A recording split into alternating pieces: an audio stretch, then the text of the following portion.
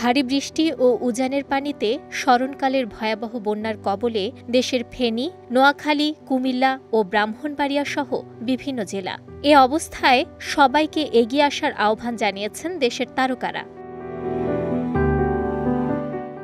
বন্যা দুর্গত এলাকার বেশ কিছু আশ্রয়কেন্দ্রের হটলাইন নম্বর শেয়ার করেছেন অভিনেতা চঞ্চল চৌধুরী। সেই সাথে সবাইকে সতর্ক করেছেন অভিনেতা। বন্যার্তদের পাশে দাঁড়ানোর আহ্বান জানিয়ে লিখেছেন, আসুন আমরা সবাই বানভাসী মানুষের পাশে দাঁড়াই।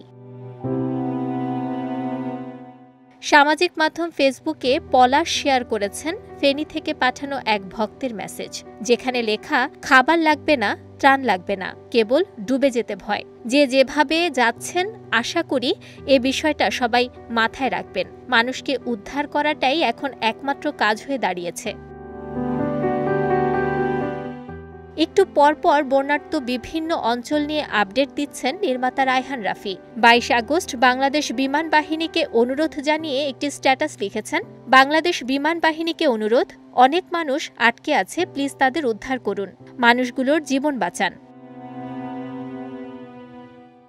ফেনী, নোয়াখালী সহ বন্যা দুর্গত অন্য অঞ্চলের প্রতি সহানুভূতি জানিয়ে অভিনেত্রী মেহজাবিন চৌধুরী লিখেছেন, আসুন সবাই নিজ নিজ জায়গা থেকে বন্যার্ত মানুষের পাশে দাঁড়াই।